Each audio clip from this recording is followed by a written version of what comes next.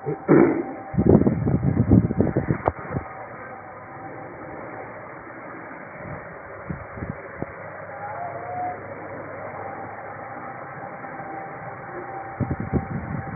الحمد لله نحمده ونستعينه ونستغفره ونعوذ بالله من شرور أنفسنا ومن سيئات أعمالنا من يهده الله فلا مضل له ومن يضلل فلا هادي له وأشهد أن لا إله إلا الله وحده لا شريك له وأشهد أن محمدا عبده ورسوله أما بعد فإن خير الحديث كتاب الله وخير الهدي هدي محمد صلى الله عليه وسلم وشر الأمور محدثاتها وكل محدثة بدعة وكل بدعة ضلالة وكل ضلالة في النار. يا أيها الذين آمنوا اتقوا الله حق تقاته ولا تموتن إلا وأنتم مسلمون. يا أيها الناس اتقوا ربكم الذي خلقكم من نفس واحدة وخلق منها زوجها وبث منهما رجالا كثيرا ونساء واتقوا الله الذي تساءلون به والأرحام إن الله كان عليكم رقيبا. يا أيها الذين آمنوا اتقوا الله وقولوا قولا سديدا يصلح لكم أعمالكم ويغفر لكم ذنوبكم ومن يطع الله ورسوله فقد فاز فوزا عظيما. يقول الله تبارك وتعالى في كتابه العزيز: أعوذ بالله من الشيطان الرجيم. بسم الله الرحمن الرحيم. وما آتاكم الرسول فخذوه وما نهاكم عنه فانتهوا. وقال جل في علاه: وأن أقيموا الدين ولا تتفرقوا فيه. وقال الله سبحانه وتعالى في موضع آخر: واعتصموا بحبل الله جميعا ولا تفرقوا.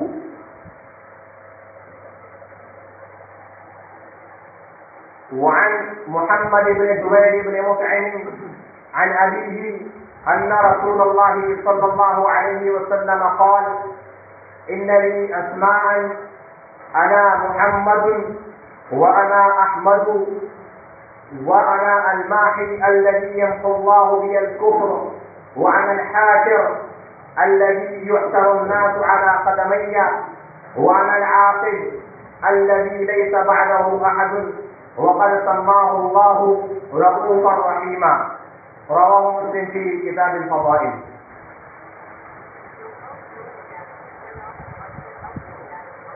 حمد و ثنا اللہ تبارک و تعالیٰ کے لیے ہے جو ہر طرح کی تعریف، توفیق، حمد، ثنا، بزرگی اور بڑائی کا مکمل طور پر مستحق ہے.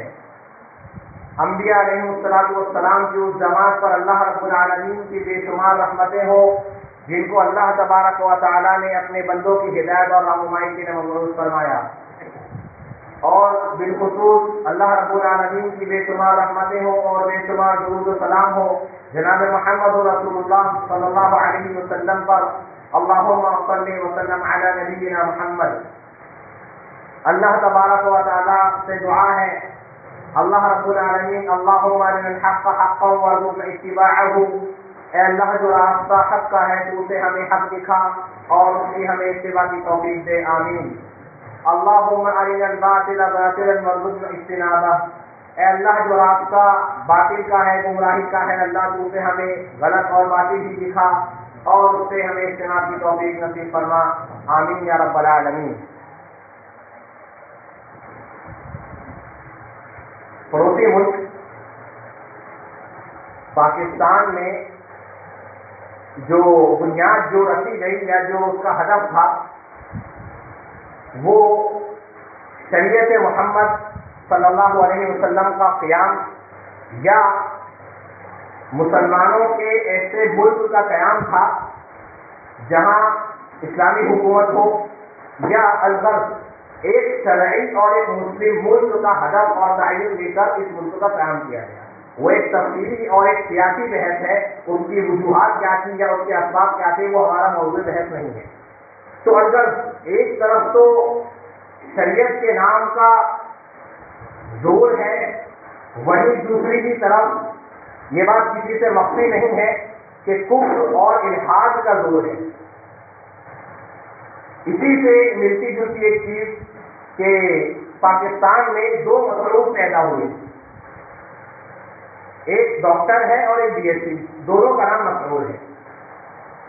ایک مسرور جو کہ ڈاکٹر ہے, انہوں نے حزب اللہ کی بنیاد ڈالی. حزب اللہ اللہ کی جماعت, اللہ کا لشکر, اللہ کا گروہ, اور ان کے علاوہ اپنی جماعت کے علاوہ سب کو حزب الشیطان کہہ دیا, شیطان کا گروہ, شیطان کی جماعت کہہ دیا. وہی دوسرے مسعود جو بی ایس سی ہے, انہوں نے جماعت کی بنیاد ڈالی جس کا نام جماعت المسلمین رکھا, اور اپنی اس جماعت کے علاوہ تمام مسلمانوں کی جماعتوں کو جماعت الکافرین کہہ دیا. اور اچھا ایک اور بات یہ ہے کہ یہ دونوں ہی مسعودوں کی جو جماعتیں ہیں, چاہے وہ مسعود جو ڈاکٹر ہیں ان کی حزب اللہ ہو یا مسعود جو بی ایس سی ہے ان کی جماعت المسلمین ہو, دونوں ہی کو جہاں تمام مسلمانوں کو کافر اور جاہل کہنے کا شرف مضمون یعنی برا شرف حاصل ہے, وہیں آپس میں ایک دوسرے کی تکفیر کرنے اور کافر کہنے کا بھی شرف مضمون یعنی برا شرف. الگ حال جب ہم نے 2 جمعہ پہلے اخوانیت اور تحریکیت پر بات شروع کی تو وہاں ہم نے ایک سوال کا ذکر کیا تھا. وہ سوال یہ تھا کہ کوئی آدمی یہ سوال کر سکتا ہے, کسی کے ذہن میں یہ اعتراض یا سوال آ سکتا ہے کہ ہمارے یہاں پر اخوان المسلمین یا تحریکیوں کے نام سے کوئی پراپر اور کوئی خاص جماعت تو نہیں ہے, تو پھر ان کو بیان کرنے کا, ان کے افکار, ان کے نظریات یا ان کی مذہبی غلطیوں, عقیدے کی غلطیوں کو بیان کرنے کا مقصد کیا ہے. تو جواباً ہم نے یہ بات کہی تھی کہ اس نام سے کوئی خاص جماعت نہیں ہے, لیکن ان کی ہم فکر اور ان کے ہم نظریات کی حامل جماعتیں پائی جاتی ہیں.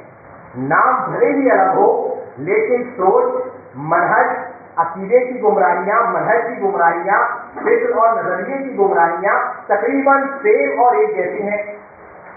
اور اسی فکر سے متاثر ایک جماعت, یہ اخوانی فکر سے اور خارجی فکر سے متاثر ایک جماعت, یہ جماعت المسلمین ہے. تو یہی جو ہم نے بتایا تھا کہ اس فکر کی اور اس سوچ کی بہت ساری مختلف جماعتیں پائی جاتی ہیں ہمارے یہاں بھی, اور ہمارے بڑے صغیر میں انڈیا, پاکستان اور ہمارے ہندوستان میں بھی اس نام سے ایک جماعت پائی جاتی ہے, جماعت المسلمین. تو اس کی جو بنیاد ہے وہ مسعود احمد بی ایس سی نے رکھی کراچی میں, اور لگ بھگ 1385 ہجری کے اندر اس کی بنیاد رکھی گئی. یعنی یہ سمجھ لیجیے کہ لگ بھگ 55-60 سال پہلے جماعت کی بنیاد رکھی گئی. اب ہم نے جو پچھلے جمعہ اخیر میں بات کہی تھی کہ انسان کی گمراہی کا سبب کیا ہوتا ہے, بہت سارے اسباب ہیں, جیسا ہم نے گزشتہ جمعہ بھی ذکر کیا تھا, اور اس کے بعد سنیچر کو جہاں ہمارا ہفتہ واری درس ہوتا ہے وہاں بھی ہم نے اس بات کی تعین کی تھی اور اس بات کو بتایا تھا کہ جب کتاب و سنت کے اندر اور قرآن میں غور کرتے ہیں تو تقریباً میرے ناقص معلومات کے مطابق 18 یا 20 اسباب میں نے ایسے نوٹس کیے تھے الحمدللہ جو انسان کی گمراہی کا سبب بنتے ہیں. اسی میں سے ایک سبب یہ ہے اہل علم علماء کی رہبری کے بنا کوئی تنظیم میں جماعت قائم کرنا, خصوصی طور پر دینی جماعت, دینی تنظیم, چاہے مسعود احمد بی ایس سی ہو یا مسعود صاحب جو ڈاکٹر ہے, دونوں کی ایک برائی یہ ہے کہ انہوں نے کبھی بھی کسی مستند علمی ادارے سے علم حاصل نہیں کیا, نہ کبھی مستند اور اہل حق علماء اور اساتذہ کے سامنے بیٹھ کر کے دین کا علم حاصل کیا. کتاب و سنت کو سامنے رکھ کر, کتاب و سنت کی ادلہ کو بنیاد بنا کر انہوں نے اپنی اپنی جماعتوں اور تنظیموں کی بنیاد رکھی, لیکن انہوں نے 2 بڑی غلطیاں کی. ایک تو کتاب و سنت کو اپنی سمجھ سے سمجھا, اپنے فہم سے سمجھا, اسلاف کے فہم سے نہیں سمجھا, صحابہ کے فہم سے نہیں سمجھا رضی اللہ عنہ. دوسری بڑی غلطی اور کمی یہ تھی کہ اہل علم اور ربانی علماء کی رہبری اور رہنمائی سے دور ہٹ کر کے انہوں نے اپنی تنظیموں کی بنیاد رکھی. دونوں کی یہ کامن غلطی ہے. تو اس کی تنظیم کی بنیاد بھی اتنی اہمیت کی حامل نہیں ہے. بس ایک مختصر بات یہ ہے کہ 1350 ہجری میں لگ بھگ 57 یا 55 سال پہلے اس کی بنیاد رکھی گئی. اور یہاں آپ دیکھیں کہ ان کی جو جماعت ہے اس کا پورا خلاصہ اور نچوڑ اگر آپ کو 2 لفظوں میں دوں تو وہ یہی ہے کہ اللہ تبارک و تعالیٰ نے ہمارا نام مسلمان رکھا ہے تو ہم مسلم چھوڑ کر کے کوئی اور نام کیوں رکھیں. پہلی بنیاد. دوسری بنیاد، ہماری تنظیم یعنی جماعت المسلمین کے اندر بیعت کا سلسلہ، بیعت کا نظام، بیعت کا سسٹم ہے جو تمہارے یہاں پر نہیں ہے. انہی 2 بنیادوں پر ان کی پوری جماعت کا دار و مدار ہے. یہی ان کی 2 بنیادیں ہیں. اس کے علاوہ ان کے افکار، نظریات وہ بہت دور کی چیز ہے. یہی ان کی بنیادی 2 چیزیں ہیں. اور انہوں نے قرآن مجید کی کچھ آیات کو اپنی بنیاد بنایا. جیسے سورہ حج کی ایک آیت اللہ قرآن مجید میں فرماتا ہے هو سماکم المسلمین، کہ اللہ تبارک و تعالیٰ نے تمہارا نام مسلمان رکھا. اب ہمیں یہ بات کہی کہ اگر یہ ربانی علماء اور اہل علم علماء کی رہبری اور رہنمائی میں اپنی جماعت تنظیم کی بنیاد رکھتے اور اخلاق کے فہم سے کتاب و سنت کے ادلہ کو سمجھتے تو اتنی بڑی غلطی یا اتنی احمقانہ حرکت نہیں. یہ ترجمہ کرتے ہوا سماکم المسلمین، اللہ نے تمہارا نام مسلمان ہی رکھا. جبکہ یہ ترجمہ کرنا اور یہ معنی اور مفہوم مراد لینا یہ قرآنی آیت کے معنی کے اندر تحریف اور تبدیلی کرنا ہے. کیونکہ یہاں پر حصر نہیں ہے. حصر کا مطلب یہ ہے کہ جیسے اللہ نے سورہ کہف کے آخر میں کہا کہ انما انا بشر مثلکم یوحی الی انما الہکم الہ واحد. تو یہاں پر انما اور انما کے ذریعے یہ حضر کیا گیا ہے اور اس بات کی تحقیق تعین کر دی گئی ہے کہ انما هو الہ الہ واحد. بعض مقامات پر اللہ نے اس طریقے سے یہ بات کہی کہ تمہارا معبود برحق صرف ایک اللہ ہے، صرف ایک ہی اللہ ہے. یہ حضر ہے. اور اس آیت کریمہ کے اندر اللہ تبارک و تعالیٰ نے حضر اور اس کو گھیرا نہیں ہے اس بات سے کہ تمہارا نام صرف مسلمان ہی ہے. انہوں نے حضر کا معنی لیا اور اس کو اسی بات سے متعین کر دیا کہ اللہ تبارک و تعالیٰ نے تمہارا نام مسلمان ہی رکھا ہے. یہ بنیاد بنی گمراہی. پھر ایک قرآن کی آیت ہے، غالباً سورہ انبیاء کی آیت ہے کہ هل انتم مسلمون، کہ کیا تم اللہ رب العالمین کے لیے سرخم تسلیم کرنے والے ہو، اللہ کے سامنے جھکنے والے ہو، اللہ کے سامنے بندگی کا اظہار کرنے والے ہو. یہ مفہومی مطلب ہے. یہاں بھی انہوں نے اور ایک اور بات بتاؤ کہ عربی زبان کو ادنا سا علم رکھنے والا یا عربی زبان کو تھوڑا سا جاننے والا طالب علم بھی اس بات کو سمجھتا ہے کہ نہ ہی هو سماکم المسلمین اور نہ ہی هل انتم فهل انتم مسلمون، دونوں ہی کے اندر حصر کا معنی نہیں پایا جاتا. دونوں ہی میں حصر کا معنی نہیں پایا جاتا ہے اور دونوں ہی آیتوں کو اسی بات پر نہیں محمول کیا جا سکتا کہ اللہ تبارک و تعالیٰ نے تمہارا نام مسلمان ہی رکھا ہے.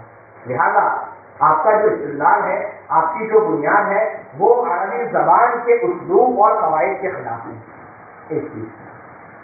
پھر دوسری چیز جو ایک بہت لمبی روایت ہے، صحیح بخاری کتاب الفتن کی لگ بھگ میرے خیال سے 1 صفحے کے قریب ہوگی، اس سے زیادہ ایک روایت ہے جو حذیفہ بن یمان رضی اللہ عنہ کی روایت ہم نے اس سے پہلے والی جمعہ سب سے پہلے والی جمعہ میں پیش کی تھی.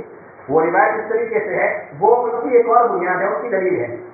وعن حذیفہ بن الیمان رضی اللہ تعالی عنہ قال كان الناس يسألون رسول الله صلى الله عليه وسلم عن الخير وكنت أسأله عن الشر مخافة أن يدركني فقلت يا رسول الله إنا كنا في جاهلية وشر فجاءنا الله بهذا الخير فهل بعد هذا الخير من شر؟ قال نعم. فقلت يا رسول الله فهل بعد ذلك الشر من خير؟ قال نعم وفيه دخن. قلت يا رسول الله وما دخنه؟ قال قوم يهدون بغير هدي ويستنون بغير سنتي تعرف منهم وتنكر فقلت يا رسول الله فهل بعد ذلك الخير من شر؟ قال نعم دعاة على ابواب جهنم من اجابهم اليها قذفوه فيها فقلت يا رسول الله فما تأمرني ان اجبت؟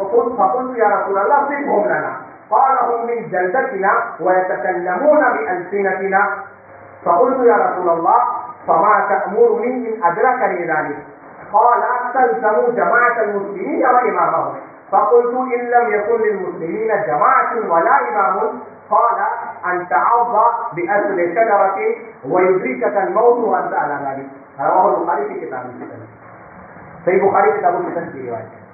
حذیفہ بن یمان رضی اللہ عنہ کہتے ہیں کہ لوگ اللہ کے رسول علیہ الصلوۃ والسلام سے خیر کا سوال کرتے ہیں.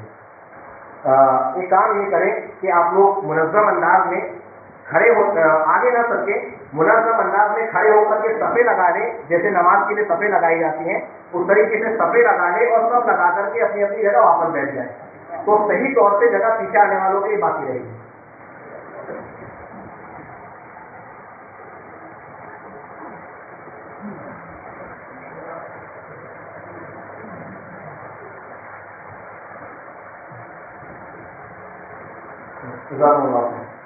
تو حذیفہ بن یمان رضی اللہ عنہ کہتے ہیں کہ اللہ کے رسول علیہ الصلوۃ والسلام سے لوگ خیر کے بارے میں پوچھتے تھے اور میں شر کے بارے میں پوچھتا تھا مخافۃ ان یدرکنی اس ڈر سے کہ کہیں وہ شر اور برائی مجھے نہ پہنچ جائے. تو میں نے کہا اللہ کے رسول علیہ الصلوۃ والسلام ہم جاہلیت میں تھے شر میں تھے پھر اللہ تبارک و تعالیٰ نے خیر یعنی اسلام کو لے آیا بہل بعد هذا الخیر من شر تو آپ نے کہا کہ کیا اس خیر کے بعد کوئی شر ہے؟ اللہ کے رسول علیہ السلام نے کہا کہ نعم ہاں شر ہے. پھر میں نے آپ سے پوچھا فہل بعد ذلک الشر من خیر کیا اس شر کے بعد برائی کے بعد کوئی خیر آئے گی؟ قال نعم کہا کہ ہاں ایک خیر تو آئے گی برائی کے بعد لیکن آپ نے کہا وہ کسی دخل نہیں اس میں ایک دھبا ہوگا ایک سمجھانے کے اعتبار سے کہوں تو ایک گندگی ہوگی ایک میلا پن ایک گدلا پن ہوگا. میں نے پوچھا وہاں دخل نہیں کہ اس خیر کی جو برائی ہوگی وہ کیا ہوگی اس خیر میں دھبا کیا ہوگا؟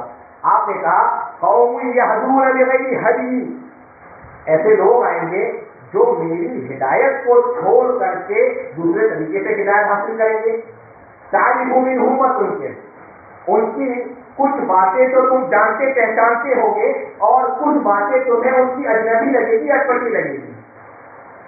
پھر میں نے پوچھا فہل بعد ذلک الخیر من شر کہ اچھا یہ خیر جو ہے جس میں تھوڑی سی برائی ہے تھوڑا سا دھبا ہے کیا اس خیر کے بعد کوئی شر کا زمانہ بھی آئے گا؟ آپ نے کہا ہاں وہ شر کا زمانہ کیا ہوگا؟ دعاۃ علی ابواب جہنم من اجابهم الیہا قذفوه فیہا کہ جہنم کے دروازوں کی طرف بلانے والے داعی ہوں گے جو ان کی دعوت قبول کر لے گا ان کو وہ جہنم کے اندر ڈال دیں گے. تو میں نے کہا سکھوں لا یا رسول اللہ اللہ کے رسول علیہ السلام ان کی صفتیں بیان کر دیں. آپ نے کہا ہم من جلدتنا وہ ہمارے خاندان سے ہوں گے ہماری جنس سے ہوں گے ویتکلمون بألسنتنا اور ہماری زبانیں بولتے ہوں گے. تو پھر اس کے بعد میں نے پوچھا اللہ کے رسول علیہ السلام سے جب ایسا دور آ جائے تو میں کیا کروں؟ آپ نے کہا تلزم جماعت المسلمین والامام کہ جب یہ دور آ جائے تو مسلمانوں کی جماعت اور ان کے امام کو لازم پکڑ لینا. تو میں نے کہا کہ اگر فَإِلَّمْ يَكُنْ لِلْمُسْلِمِينَ جماعت ولا امام اگر وہ دور ایسا ہو کہ مسلمانوں کی کوئی جماعت نہ ہو مسلمانوں کا امام نہ ہو تو کیا کروں؟ تو آپ نے کہا کہ ان تعض بأصل شجرة ويدركك الموت وانت على ذلك پھر تمہارے لیے بہتر یہ ہے کہ تم کسی دور دراز علاقے میں ایسی جگہ چلے جاؤ جہاں تمہیں درخت کی جڑیں چبا کر کے کیوں نہ زندہ رہنا پڑے یہاں تک کہ تمہیں اسی حالت میں موت آ جائے تو ایسی جگہ چلے جاؤ تمہارے لیے بہتر ہے. تو ایک چیز جو اہل علم اس سلسلے میں بیان کرتے ہیں کہ اس آخری بات کا مفہوم یہ ہے کہ فتنوں کے دور میں انسان حتی الامکان کوشش یہ کرے کہ وہ فتنوں سے اپنے آپ کو بچائے. فتنوں سے جتنا اس کے لیے ممکن ہو سکے اپنی طاقت اپنی بساط کے بقدر وہ کوشش کرے کہ دور رہے، لیکن وہ فتنوں سے دور کب رہے گا؟ جب وہ فتنوں کو جانے گا. وہ فتنوں کو جانے گا کب؟ جب وہ اہل علم اور جو ربانی علماء ہیں، جو اہل حق علماء ہیں، ان سے رابطے میں رہے گا، ان کے ارد گرد رہے گا اور ان کی رہنمائی میں رہے گا، ان سے اپنا تعلق بنائے رکھے گا. تو جب بھی کوئی فتنہ ہوگا تو یہ ربانی علماء کی شان ہے کہ اس فتنے کو پہچان لیتے ہیں، اس فتنے کو جان لیتے ہیں. اللہ تعالیٰ ان کا جو مقصود ہے وہ یہی ہے تلزم جماعت المسلمین و امام، مسلمانوں کی جماعت کو لازم پکڑ لے. جماعت المسلمین، مسلمین کی جماعت کو لازم پکڑ لینا، مسلمانوں کے امام کو لازم پکڑ لینا. تو دیکھیے وہ کہتے ہیں کہ اللہ کے رسول علیہ الصلوۃ والسلام نے مسلمانوں کی جماعت کو لازم پکڑنے کا حکم دیا ہے، مسلمانوں کے امام کو لازم پکڑنے کا حکم دیا ہے. اللہ تبارک و تعالیٰ نے ہمارا نام مسلمان رکھا اور ہمیں مسلمانوں کی جماعت کو لازم پکڑنے کا حکم دیا. تو اس حدیث کو سمجھنے سے پہلے یا سمجھانے سے پہلے ایک اور روایت جو ثوبان رضی اللہ تعالیٰ عنہ کی ہے، جو صحیح مسلم کتاب الایمان کی روایت ہے، وہ پہلے سن لیتے ہیں، اس کا ترجمہ سن لیتے ہیں، پھر اس حدیث کو ایک آسانی سے سمجھتے ہیں. وعن ثوبان رضی اللہ تعالی عنہ ان رسول اللہ صلی اللہ علیہ وسلم قال لا يزال طائفة من أمتي ظاهرين على الحق لا يضرهم من خذلهم حتى يأتي أمر الله عز وجل وهم كذلك. رواه مسلم کی کتاب الایمان. اس کے علاوہ بہت ساری دیگر کتابوں کے اندر، ابن ماجہ وغیرہ کے اندر بھی یہ روایت موجود ہے، دیگر کتب میں بھی موجود ہے. ثوبان رضی اللہ عنہ کہتے ہیں کہ اللہ کے رسول علیہ السلام نے کہا کہ لا تزال طائفة من أمتي ظاهرين على الحق، میری امت کی ایک جماعت برابر ہمیشہ حق پر غالب رہے گی. ظاہرینہ کا مطلب یہ ہے کہ غالبین، حق پر غالب رہے گی. ٹھیک ہے. پھر آپ نے کہا کب تک؟ حتی یاتی امر اللہ عز وجل، یہاں تک کہ اللہ تبارک و تعالیٰ کا حکم آ جائے. بعض روایت کے اندر صراحت ہے کہ حتی تقوم الساعہ یا الی یوم القیامہ، قیامت کے قائم ہونے تک کے، یعنی دین کی ابتدا سے لے کر کے قیامت کے قیام تک کے ہمیشہ ایک جماعت ایسی رہے گی جو حق پر غالب رہے گی اور حق پر جمی رہے گی. یعنی ایک اور چیز شاید میں نے کبھی ذکر کی تھی، اگر نہیں ذہن میں ہو تو دوبارہ دوہرا دوں کہ لا یزالو کا مطلب یا اس کا مفاد یہ ہوتا ہے تسلسل بلا انقطاع، یعنی آسان زبان میں اس کا مفہوم یہ ہے کہ بغیر کسی انقطاع کے، بغیر کسی ٹول کے لگاتار کسی چیز کا پایا جانا، بغیر کسی انقطاع کے کنٹینیو ہمیشہ کسی چیز کا پایا جانا، یہ لا یزالو یا لا تزالو کا مفہوم اور مفاد ہے. تو یہاں آپ نے کہا کہ لا یزالو لا تزالو طائفة من امتی، یعنی ایک جماعت ایسی ہوگی جو ہمیشہ بغیر انقطاع حق پر ہمیشہ غالب رہے گی، جمی رہے گی. اب واپس آتے ہیں قیامت تک کے غالب رہے گی. اب واپس حذیفہ بن یمان رضی اللہ عنہ کی حدیث پر آپ نے یہاں پر کیا کہا کہ مسلمانوں کی جماعت کو لازم پکڑنا. حذیفہ بن یمان رضی اللہ عنہ نے کہا کہ اگر مسلمانوں کی کوئی جماعت نہ ہو، مسلمانوں کا کوئی امام نہ ہو، تب کیا کروں؟ اور ثوبان رضی اللہ عنہ کی حدیث سے یہ پتہ چلتا ہے کہ ایک جماعت مسلمانوں کی ہمیشہ حق پر رہے گی. تو ظاہری طور پر دونوں روایتوں کے اندر تعارض نظر آتا ہے، لیکن اہل علم نے اس کی توجیہ یہ کی ہے کہ وہاں جو مراد ہے حذیفہ بن یمان رضی اللہ تعالیٰ عنہ کی حدیث کے اندر، وہ مسلمانوں کی ایک ایسی سیاسی جماعت کا پایا جانا مراد ہے. اسی لیے آپ نے کہا کہ مسلمانوں کی جماعت اور ان کے امام کو راضی پکڑنا، امام یعنی مسلمانوں کا خلیفہ، مسلمانوں کا امیر. تو یہاں ممکن ہے، اس حدیث سے پتہ چلتا ہے کہ ممکن ہے کہ کسی دور میں، کسی زمانے میں مسلمانوں کی حکومت نہیں رہے گی، مسلمانوں کا کوئی خلیفہ نہیں ہوگا جس پر امت متحد ہوگی، مسلمانوں کا کوئی امیر یا سلطان نہیں ہوگا جس پر پوری امت متحد ہوگی، جیسا کہ آج کا دور ہے. آج مسلمانوں کا کوئی امیر، کوئی خلیفہ نہیں ہے جس پر پوری امت متحد اور متحد ہے. تو یہاں حذیفہ بن یمان رضی اللہ تعالیٰ عنہ کی جس روایت کو آپ نے بنیاد بنایا ہے، وہاں اہل علم نے توجیہ یہ کی ہے کہ یہ ایک جہاں پر سیاسی جماعت بھی مراد ہے. ممکن ہے کہ مسلمانوں کی سیاسی جماعت نہ ہو، خلیفہ نہ ہو، اور یہ جو ثوبان رضی اللہ عنہ کی جس روایت کے اندر بات کہی گئی ہے کہ ایک طائفہ، ایک جماعت ہمیشہ حق پر غالب رہے گی، وہ دینی جماعت اور دینی طائفہ ہوگا. یعنی حق کے مقابلے میں دین پر وہ لوگ جمے رہیں گے، تو دین کے سلسلے میں ایک جماعت ہمیشہ ایسی ہوگی جو حق پر غالب رہے گی، حق پر جمی رہے گی۔ ممکن ہے کہ مسلمانوں کی کوئی سیاسی جماعت نہ پائی جائے، یہ تو اہل علم حضرات نے اس کی بیان کی ہے۔ تو جس روایت کو آپ نے بنیاد، سب سے پہلی چیز تو آپ کا ایک سوال یہ بنتا ہے اس روایت کی روشنی میں کہ آپ نے اپنی جو جماعت کی بنیاد رکھی ہے وہ سیاسی ہے یا دینی ہے؟ وہ کہتے ہیں ہم نے دینی بنیاد رکھی ہے۔ تو جب آپ کی بنیاد دینی بنیاد ہے تو لہٰذا اس روایت سے آپ کا استدلال کرنا قطعاً درست نہیں ہوگا۔ تو سمجھنے والی بات یہ ہے کہ جو صوبان رضی اللہ عنہ کی حدیث میں جو بات کہی گئی ہے وہ ایک جماعت ہمیشہ دین پر غالب رہے گی اور دین حق پر ہمیشہ رہے گی، کبھی بھی وہ جماعت حق کے راستے سے نہیں ہٹے گی اور کوئی دور جماعت سے خالی نہیں ہوگا۔ لیکن ممکن ہے کہ مسلمانوں کی کوئی سیاسی جماعت ہمیشہ نہ رہے، جیسا کہ آج کے دور میں مسلمانوں کا کوئی خلیفہ نہ رہے۔ تو یہ دو ان کی بنیادیں ہیں، ٹھیک۔ اور جو انہوں نے جو جماعت کی بنیاد رکھی جماعت المسلمین، اس کا ایک جو سب سے بنیادی جو چیز یہ تھی کہ اپنے فرقہ واری ناموں کا ثبوت دو۔ اور اس سلسلے میں اچھا ایک اور چیز یہ کہ یہاں پر مسعود احمد بیسی صاحب نے خود اس بات کی صراحت کی کہ کراچی کی بندرگاہ پر بیٹھ کر کچھ مخیر اور درد مند حضرات نے اس جماعت اور تنظیم کی بنیاد رکھی، تو لوگوں نے کہا کہ آپ نے جس جماعت کی، علماء نے بلکہ ان پر جب اعتراض کیا کہ آپ نے جماعت کی بنیاد رکھے ہو تو کیا آپ نبی ہیں؟ انہوں نے کہا کہ نہیں، میں نبی تو نہیں ہوں، کہہ بھی نہیں سکتے تھے کہ میں نبی ہوں، لیکن ایک بات کہہ گئے کہ میں نبی تو نہیں ہوں لیکن میں جماعت المسلمین میں داخل ہونے کی کوشش کر رہا ہوں۔ تو اس پر اعتراض یہ کیا گیا، اور جو کہ بالکل وجہ اعتراض تھا کہ جب جماعت المسلمین ہے ہی نہیں، آپ اس کے بانی ہیں، آپ خود کہہ رہے ہو کہ میں اس میں داخل ہونے کی کوشش کر رہا ہوں، جب جماعت ہے ہی نہیں تو آپ داخل کیسے ہو رہے ہو ان کے اندر؟ ایک چیز یہ ہے۔ اور پھر واپس لا تزالو والی روایت پر آتے ہیں کہ آپ نے کہا کہ ہماری جماعت دینی جماعت ہے، اور اللہ کے رسول علیہ السلام نے کہا کہ دینی جماعت ابتدائے دین سے لے کر قیامت تک کے ہمیشہ حق پر غالب رہے گی، کوئی زمانہ اس جماعت سے خالی نہیں ہوگا۔ اور آپ کی جماعت کی بنیاد سن 1385 ہجری میں ڈالی گئی، 50-60 سال پہلے۔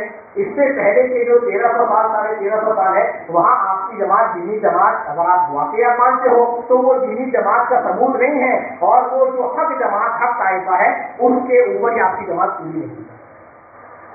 اللہ کو اور ان کا سب سے زیادہ جو اعتراض ہے وہ یہی ہے کہ جب اللہ نے ہمارا نام مسلمان رکھا تو آپ لوگ اپنا نام حنفی، شافعی، مالکی، حنبلی یا اہل حدیث کیوں رکھتے ہو؟ اور انہوں نے اپنے جو پمفلیٹ ہوتے تھے اور اس کا عنوان بھی یہی ہوتا تھا کہ اپنے فرقہ واری ناموں کا ثبوت دیں۔ کئی ایک پمفلیٹ انہوں نے نکالے جن کے اندر سب سے زیادہ انہوں نے اہل حدیثوں کو نکالا سب سے زیادہ۔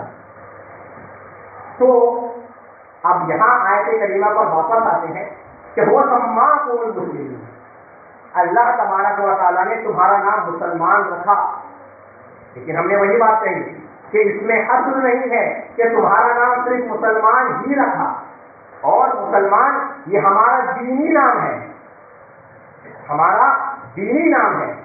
اس کے علاوہ جو وصفی نام ہے، جو صفتی نام ہے، ایسے نام کے رکھنے کی کہیں پر بھی کتاب و سنت میں ممانعت اور منالی والی نہیں ہوئی ہے۔ جیسے اللہ رب العالمین نے تمام آدم علیہ السلام کی اولاد کو ایک جنسی نام سے مخاطب کیا، انا خلقنا الانسان من نطفۃ امشاج نبتلیہ فجعلناہ سمیعا بصیرا، کہ ہم نے انسان کو ایک ملے جلے نطفے سے پیدا کیا، مرد اور عورت کے، فجعلناہ سمیعا بصیرا، اور ہم نے اس کو سننے والا دیکھنے والا بنایا۔ اور اسی طرح سے ایک مقامات پر اللہ نے انسان کہا، تو یہ ایک جنسی نام ہے۔ تو پھر اگر آپ یہ کہتے ہیں کہ اللہ نے ہمارا نام مسلمان رکھا تو پھر اللہ نے تو ہمیں جنس کے اعتبار سے انسان بھی کہا ہے، تو پھر ہم اپنی پہچان کے لیے، اپنے امتیاز کے لیے الگ الگ نام کیوں رکھتے ہیں؟ عبداللہ، عبد الرحمان، تاجر، ماجد، واجد، جو بھی الگ نام ہے، پھر یہ اعتراض آتا ہے۔ پھر دوسری چیز یہ ہے کہ اللہ تبارک و تعالیٰ نے جو نام ہمارا رکھا ہے مسلمان، یہ ایک ہمارا دینی نام ہے، لیکن پھر ان کا اعتراض یہ آتا ہے کہ آپ نے جو نام رکھ لیے وہ نام صحابہ کرام رضی اللہ عنہ اجمعین کے زمانے میں نہیں، بالخصوص سلفیوں پر، اہل حدیثوں پر اعتراض ہے کہ آپ کا نام اہل حدیث کیوں رکھ لیے جبکہ صحابہ کے زمانے میں نام نہیں تھا؟ تو اس کا جواب ایک یہ ہے کہ صحابہ کرام رضوان اللہ علیہم اجمعین کے زمانے میں اسلام کے مقابلے میں یا تو کفر تھا یا نفاق تھا، لہذا وہاں امتیاز کے لیے مسلمان ہونا ہی کافی تھا، ایمان والا ہونا ہی کافی تھا۔ لیکن جب دور آگے بڑھا تو مسلمانوں کے اندر بہت سارے بدعتی فرقوں نے جنم لیا، بدعتی فرقوں کی ایجاد ہوئی۔ اب تھوڑا سا اس چیز کو ایسے سمجھیں کہ ہر نبی پر جو دین نازل ہوا اور اس نبی کو جو ماننے والے تھے وہ اس نبی پر ایمان لانے والے اس زمانے کے مسلمان، اس زمانے کے مومنین ہیں۔ جیسے موسیٰ علیہ السلام پر جن لوگوں نے ایمان لایا وہ زمانے کے مسلمان رہے، عیسیٰ علیہ السلام پر جن لوگوں نے ایمان لایا وہ اس زمانے کے مسلمان رہے۔ اور پھر لوط علیہ السلام کے بارے میں اللہ نے کہا کہ جب فرشتے عذاب دینے کے لیے آئے تو اس میں ذکر ہے سورہ ذاریات میں فما وجدنا فیہا غیر بیت من المسلمین، ہم نے اس بستی میں، لوط علیہ السلام کی بستی میں، مسلمانوں کے گھر کے علاوہ کوئی اور گھر نہیں پایا۔ تو دین تو سب کا ایک ہے، سارے کے سارے انبیاء دین ایک ہی لے کر کے آئے، وہ دین اسلام ہے۔ ہاں شریعت اور عبادت کے طریقے الگ الگ ہیں، جب اللہ نے قرآن میں کہا لِكُلٍّ جَعَلْنَا مِنكُمْ شِرْعَةً وَمِنْهَاجًا، ہم نے تم میں سے ہر کسی کے لیے ایک شریعت اور ایک منہاج، ایک طریقہ مقرر کیا ہے۔ دین سب کا ایک ہے، آدم علیہ السلام سے لے کے اللہ کے رسول علیہ السلام کا تک کے دین سب کا ایک ہے، بس شریعتیں الگ الگ ہیں، طریقہ عبادت اور دین کے احکامات الگ الگ ہیں۔ تو دین سارے انبیاء ایک ہی لے کر کے آئے، دین اسلام۔ جس زمانے میں جس نبی کو جس نے مانا اس پر ایمان لایا وہ اس دور کا مسلمان ٹھہرا۔ اب اللہ کے رسول علیہ السلام پر جو لوگ ایمان لائے وہ ہمارے زمانے کے یعنی امت محمدیہ کے مسلمان ٹھہرے۔ تو اگر ہم یہ کہتے ہیں کہ ہم محمدی ہیں تو اس کا مطلب یہ ہے کہ ہم عیسائی مسلمان نہیں ہیں جو اس زمانے کے تھے، ہم یہودی مسلمان نہیں ہیں جو موسیٰ علیہ السلام پر ایمان لائے، جبکہ ہم محمدی کہہ دیتے ہیں تو اس کا مطلب یہ ہے کہ دیگر تمام ملتوں سے جو سابقہ دین ہے ان تمام ملتوں سے امتیاز کے لیے یہ اللہ کے رسول علیہ السلام کی ذات میں معیار ہے کہ محمدی کہہ دیا تو اس کا مطلب یہ ہے کہ یہ بندہ صرف اللہ کے رسول علیہ السلام کے لائے ہوئے دین اسلام کو ماننے والا ہے، دیگر کسی اور نبی کے نہیں۔ تو پتہ یہ چلا کہ دیگر تمام انبیاء سے امتیاز کے لیے یہ اللہ کے رسول علیہ السلام کی ذات میں معیار ہے۔ اور پھر جب مسلمانوں میں بہت سارے بدعتی اور گمراہ فرقے آ گئے تو اس بات کی حاجت اور ضرورت تھی کہ اہل حق کا بھی کوئی امتیازی اور کوئی وصفی نام ہو، لہذا ہم نے اپنا نام اہل سنت رکھا۔ کیوں؟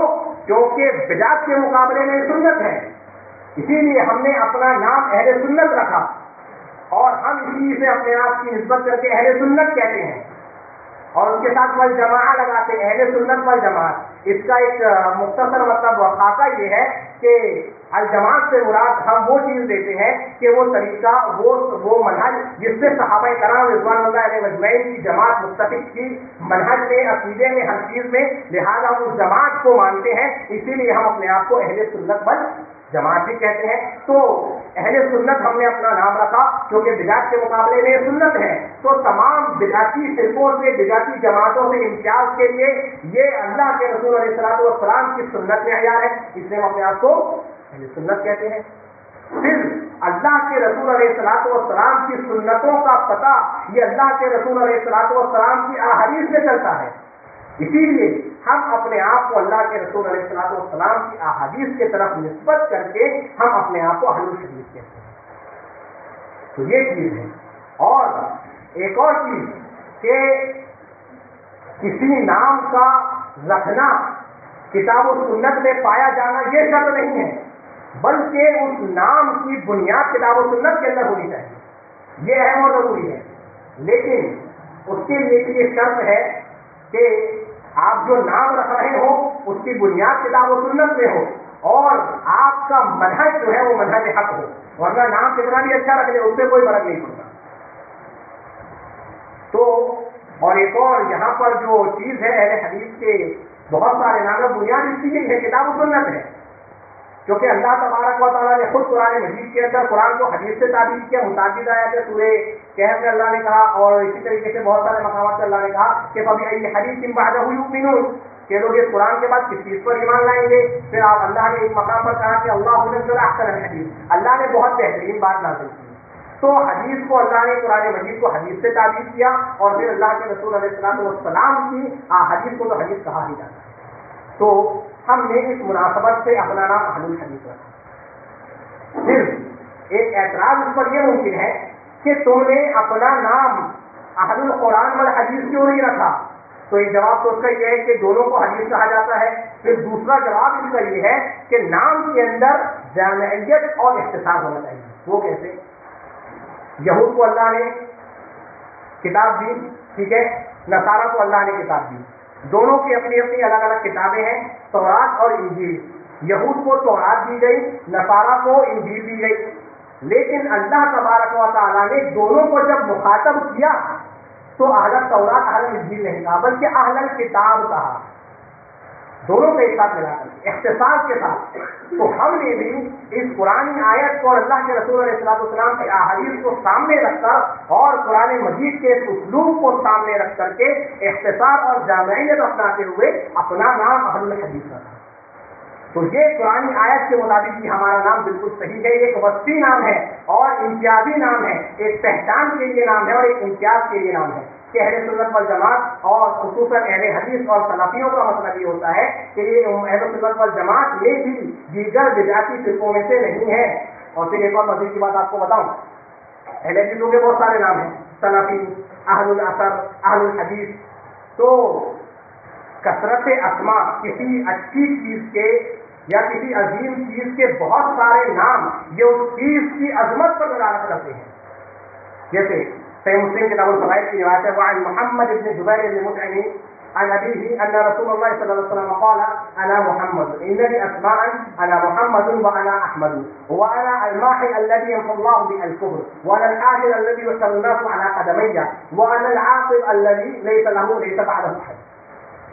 کہ میرے بہت سارے نام ہیں، میں محمد بھی ہوں، میں احمد بھی ہوں، میں ماہی ہوں جس کے ذریعے سے اللہ کفر کو مٹائے گا، میں حاشر ہوں جو لوگوں میں سب سے پہلے اٹھایا جاؤں گا، لوگوں میں جس کا پہلے سب سے پہلے حاشر ہوگا، اور میں عاقب ہوں جس کے بعد کوئی نبی نہیں ہے.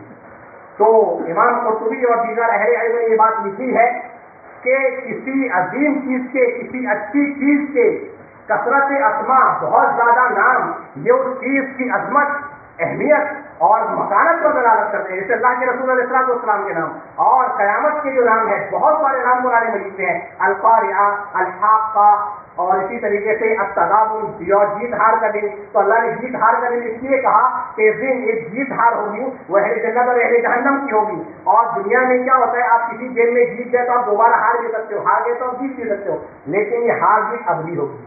اہل جنت جیت جائیں گے، اہل جہنم میں ہار جائیں گے. تو یہ جیت ہار ابدی ہوگی، جس سے اسی مناسبت سے تغابن کہا گیا، یوم التغابن. اللہ کل حال بتانے کا مقصود یہ ہے کہ کسی خیر کی چیز کے بہت سارے نام ہونا یہ اس کی عظمت پر دلالت کرتے ہیں. اور خود وسطی نام ایک سے زیادہ رکھنا یہ اللہ کے رسول علیہ السلام سے ثابت ہے، چاہے انفراد ہو یا وہ تنظیم کے طور پر ہو، اس میں کوئی اختلاف نہیں ہے. اس میں اختلاف سے مراد یہ ہے کہ اس میں کوئی حرج نہیں ہے. تو قیامت کے کثرت اسماء یہ اس کی عظمت پر دلالت کرتے ہیں. اللہ کے رسول علیہ السلام کے بہت زیادہ اسماء یہ آپ کی عظمت پر دلالت کرتے ہیں. ویسے ہی سلفیوں کے بہت سارے نام یہ ان کے منہج کی، ان کے عقیدے کی اور ان کے جماعت کی عظمت، اہمیت اور اس کی مکانت پر دلالت کرتے ہیں.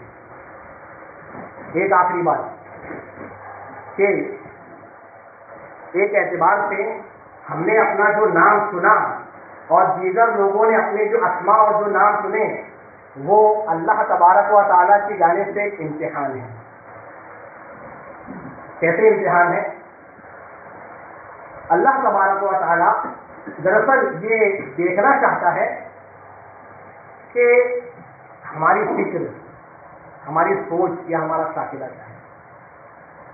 سورہ بنی اسرائیل کی ایک آیت اللہ کہتا ہے کل یعمل علی شاکلتہ. نبی آپ کہہ دیجیے صلی اللہ علیہ وسلم، ہر ایک اپنے شاکلہ پر عمل کر رہا ہے. شاکلہ کسے کہتے ہیں؟ انسان کی ایک فکر ہوتی ہے، ایک تصور ہوتا ہے، ایک سوچ ہوتی ہے جس کے مطابق انسان کوئی کام کرتا ہے۔ اب ہم نے اپنا نام اہل الحدیث رکھا تو اللہ تبارک و تعالی یہ بات جان رہا ہے، اللہ رب العالمین کے علم میں یہ بات ہے کہ ہماری فکر، ہمارا شاکلہ یہ نام رکھنے کے پیچھے یہ ہے کہ ہم کتاب و سنت پر عمل کر رہے ہیں، ہم قرآن اور حدیث پر عمل کر رہے ہیں، تو ہم اللہ کے اس امتحان میں کامیاب ہیں، کیونکہ اللہ ہماری فکر سے واقف ہے۔ اور ہمارا اہل الحدیث نام رکھنا یہ ہمارے شاکلہ کی صحیح اور عظیم ہونے کی دلیل ہے، اور کتاب و سنت سے ہماری محبت کی دلیل ہے۔ اللہ کے رسول علیہ الصلوۃ والسلام، اسلاف اور صحابہ کے منہج سے ہماری محبت کی دلیل ہے کہ ہم نے اگر اپنا وسیع یا امتیازی نام رکھا بھی تو وہ ایسا نام رکھا جو کتاب و سنت کے موافق ہے۔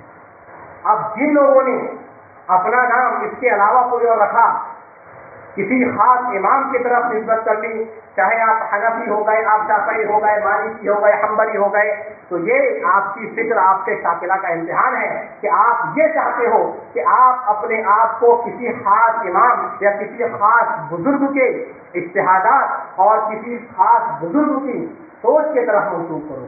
آپ نام حنفی رکھ لو، مالکی رکھ لو، شافعی رکھ لو، حنبلی رکھ لو، یہ آپ کے شاکلہ کی دلیل ہے کہ آپ کا شاکلہ آپ کی سوچ کے پیچھے کیا ہے۔ اور چلو ٹھیک ہے، اس سے اختلاف نہیں ہے، آپ نے اپنا نام مالکی، حنبلی، شافعی، حنفی رکھ لیا، کوئی مسئلہ نہیں، رکھ لیجیے، لیکن منہج صحیح اختیار کیجیے۔ منہج وہ اختیار کیجیے جو اللہ کے رسول علیہ الصلوۃ والسلام نے دین دیا، اور جس منہج کو جس طریقے سے صحابہ نے سمجھا، ائمہ تابعین نے سمجھا، اسلاف کرام نے سمجھا، تو یہ ہمارے شاکلہ کے لیے مثبت اور کتاب و سنت سے محبت کی دلیل ہے۔ اور اخیر میں اللہ تبارک و تعالیٰ سے دعا گو ہوں کہ جو باتیں کتاب و سنت اور حق کے موافق رہی ہو، اللہ تبارک و تعالیٰ اس پر عمل کرنے کی توفیق دے، اور جو باتیں کتاب و سنت یا حق کے برخلاف رہی ہو، اللہ تبارک و تعالیٰ تو اس سے درگزر فرما۔ آمین۔ سبحانک لا علم لنا الا ما علمتنا۔ اے اللہ تبارک و تعالیٰ، ہمارا علم ناقص ہے، بہت ناقص ہے، کمال صرف تیرے علم کو ہے۔ اور یہ ایک ان کا پہلو تھا جو سب سے زیادہ ان کا عموماً اعتراض آتا ہے کہ آپ نے فرقہ واریت کے نام کیوں رکھے ہیں۔ ایک یہ انشاءاللہ تفصیلی گفتگو ہے کہ کون اصل میں فرقہ واریت میں ہے، کون فرقہ واریت میں نہیں بٹا ہوا ہے، یہ آگے جب وقت آئے گا اور بات کھلے گی تو انشاءاللہ اس کی وضاحت کروں گا۔ یہ ایک ان کا جواب تھا، یا ان کا جو شبہ اور اشکال ہے اس کا جواب دینے کی کوشش کی گئی ہے۔ اللہ سے دعا ہے کہ اللہ اس کو قبول فرمائے، اور جو حق کے مطابق ہو اللہ اس کو قبول کرے، اور جو حق کے خلاف رہا اللہ سے درگزر فرمائے۔ اگلا ان کا ایک نقطہ ہے وہ بیعت کے سلسلے میں ہے، انشاءاللہ اس کی وضاحت آنے والے جمعہ میں کی جائے گی۔ اور بہت سارے احباب کا یہ مطالبہ اور اصرار بار بار آتا ہے جمعہ کے بعد میں کہ جمعہ کے خطبے کی کلپ یا ریکارڈنگ بھیجیں یا سینڈ کریں۔ تو اس سلسلے میں ایک رہنمائی آپ لوگوں کی کرنا چاہتا ہوں کہ جمعیت نے ایک ویب سائٹ ہے، جمعیت کی اپنی ایک سائٹ ہے جہاں پر ہر جمعہ کے خطبے باقاعدہ ریکارڈ کر کے سائٹ پر اپلوڈ کیے جاتے ہیں۔ برہان پور جمعیت کے نام سے جمعیت کا ایک گروپ بھی ہے، وہاں پر اس کو شیئر کیا جاتا ہے، یا غالباً جو دیگر گروپ ہیں جس پہ جمعیت کے احباب جڑے ہوئے ہیں وہاں ہر جمعہ کے خطبات کی اپڈیٹ وہاں اپلوڈ کی جاتی ہے، وہاں سینڈ کی جاتی ہے۔ وہاں آپ لوگ جائیں اور وہاں جو چینل ہے اس کو سبسکرائب کر لیں، وہاں سے انشاءاللہ آپ کو ہر جمعہ کی اپڈیٹ مل جائے گی۔ اور اگر کوئی بھائی سبسکرائب کرنا نہیں جانتا یا نہیں آتا تو آپ اپنے گھر میں کروا لیں، یا ہمارے جیسے عمران بھائی ہیں ان سے لے لیں، یا ہمارے امام صاحب اختر بھائی ہیں، یا جس کو بھی آپ معتبر مانتے ہو جس سے آپ کروانا چاہتے ہو آپ کروا لیں۔ اس طریقے سے انشاءاللہ آپ کو اپڈیٹ بھی ملتی رہے گی۔ اور توفیق اللہ ہے۔